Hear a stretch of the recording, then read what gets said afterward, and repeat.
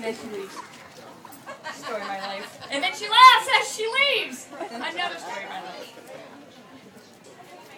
So I want you to turn to the person next to you, and I want the taller person to say to the shorter person, "You suck." You suck. And you know why you suck? I found this out the other day. Because when you go to the beach, you don't have to walk out as far as I do to pee. I went to the beach last week and I had to pee. And I'm out there doing this and doing this over the ocean waves. And here comes some little short bitch. So all the short people in the house, you suck. Okay? Sheree, I see you. A lot of gay jokes tonight. I think it's because my homophobic friend in the green shirt, Michael, was afraid to come out. But it's all right. He's in a safe spot. He can come out here. No, I think it's because it's Gay Pride Week. And, you know, with Gay Pride Week, everyone goes to Disney. And everyone wears their red shirts. And I think it's only because, I think Walt Disney himself, I think he was gay. Because if you think about the 4 lands that he built, like Tomorrowland, which is where all the old and shriveled up gays go, who rolled up in their Sebrings, got the little baby out and put them in their stroller. Sissy, let's go. We're going to Disney. Hi. And then you have Adventureland, you know, which is where all the newly gays come out. And they're just all excited to be gay and, you know, like rubbing on each other in Adventureland. Woo! And then you have Frontierland, which is where all the butch women go. And all the hairy men we like to call as bears. That is true. Our gay men who are hairy are called bears. And then we have, what is the other one that's out there? Fantasyland. Oh, those of you who live in Live Oaks, Fantasyland is for all the swingers.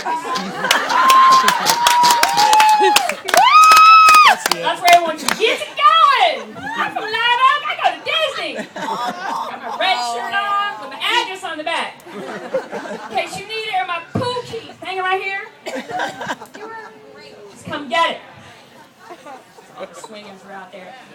However, no, I've had my same partner for 15 years. Woohoo!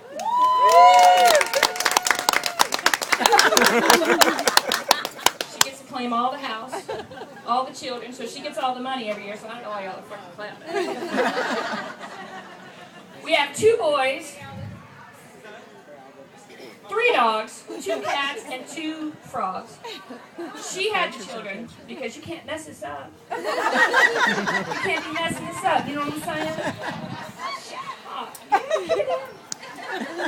Everyone was always asking us, how'd you get pregnant? How did you do that? Well, yes, I am that good. Amen. It's a girl. It's a boy. Twins. I think the funniest part was the night, or the afternoon, a friend of ours came up. She goes, "Oh my God, you're pregnant? Did you plan it? Did you plan it?" Just a little bit. We had to save up a little bit. We had to get a little turkey baster. We had to spend some romantic time in the bedroom. Call the doctor, I'm fucking ovulating, let's get this shit going. And by the way, on the way home from the doctor, I'm going to stand on my head in the back seat with my legs sticking out the moonroof so this takes. You don't have that much money for it to take, alright? It's not like a fucking Betty Crocker, you know, those cake mix ovens where you put it in, and then the oven bakes it, and then you pull the cake out the other side. That is not how we made a baby, ladies and gentlemen. Or she was very planned, it was very decisive. And yes, we know the father. It might just be you. It might be you. It's not you. I haven't discounted you yet. Although you have my son's dimple, so that's fine. She had a very easy pregnancy, which was, do I have any ladies who have had children before?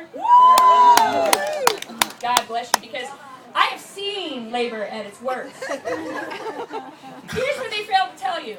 When you go in and you're in the stirrups and you are about to give birth, the woman next to you who is screaming, "Get your fucking out of me!" Don't sit there and read a book. Because that does not make her feel any better. Bye, Michael. All right. Okay, motherfucker. That does not make that woman in the bed next to you feel better when you are reading a book and you are in just as much equal labor. And then she gets sent home. That doesn't make her feel any better either. So we went to labor classes, and here's a really big thing they should just tell you right up front when you go into this labor birth delivery. The mirror that they put down below should have one of those stickers on it that says, "Shit in the mirror is going to get larger than you ever imagined." Because it goes from north to south. I could see her IQ from down there. I knew a lot of things about Kelly before we had children. Her IQ wasn't one of them. I don't want to know that anymore. Is that my brother? Yeah, I did. He said I look like Ellen DeGeneres. I said, you know what? You look like fucking Michael Jordan. You said Eddie Murphy the first time. Oh, I did. You random black people. Him too. In my defense, what's my nickname? Okay, ow. I'm being brothers now, so fuck it, man. Thank you for not grabbing.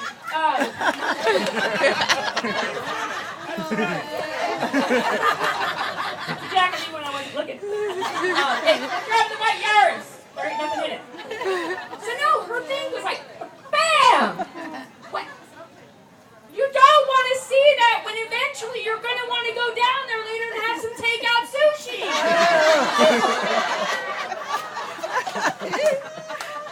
You're just not going to want to do that.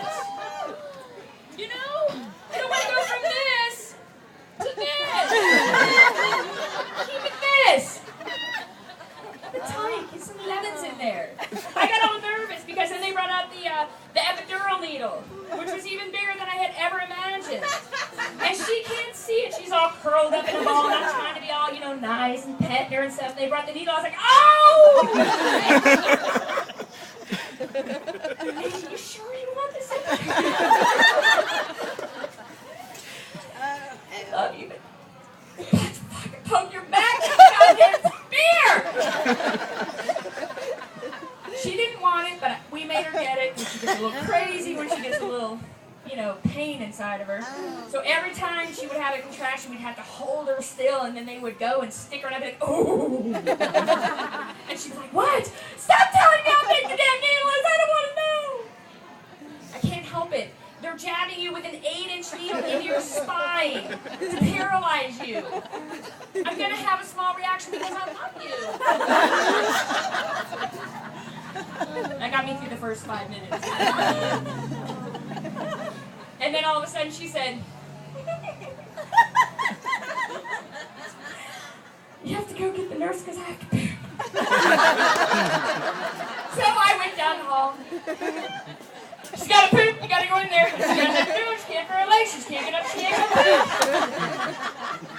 The nurse dropped her salad, she goes, she's not pooping, she's having the baby! So I turned around, now the room is filled with 32 people that I have never met before. And they're all looking at her ginormous junk. Just up there and open. They're all looking at her IQ. She's a smart little bitch. And she's got a good razor. How'd she get those clothes? That shape is so small. Because if you know Kelly, when we went to have the baby, and her water broke during a football game after I opened my second beer, I'll just mind you that. I don't hold that against my children or anything. She had to go upstairs and shave, take a shower. Which she proceeded to, you know. take care of this. I can't go in there looking like this.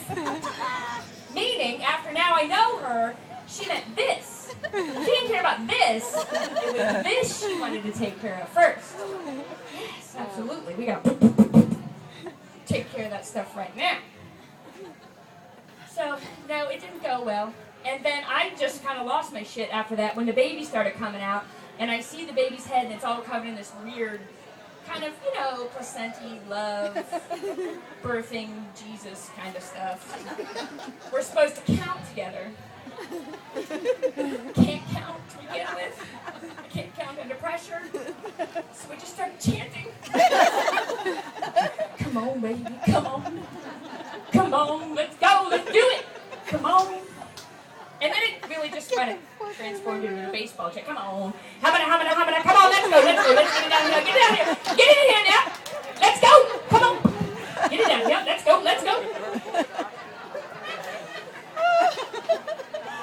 And so we had 2 boys. Because I thought going through that the first time wasn't fun enough. Let's do it the second time with the mother-in-law standing on the other side of the birthing column. The little curtain right there. She was just standing right there. It was much better the second time, so. But we don't have sex anymore now that we have 2 children. Because, we're busy. And we're parents. So I've started sexting. Have you tried that? This whole sexting thing? She can smoke a cigarette and sext, which you'll get in a minute. Because when you're sexting, the theory is you're going to, this is my guess now, unless I'm doing it wrong, you're going to play with yourself and text at the same time. That's my Cherie's laughing. She's got it so fucking wrong! That's not how you do it, you stupid! No! You're trying to play with yourself and text at the same time. I can never get the hands right. I'm either a lefty and I'm a righty texting, or I'm a righty and I'm lefty texting. But either way, all the words just come out wrong. It never comes out, oh baby, do it again. It comes out like,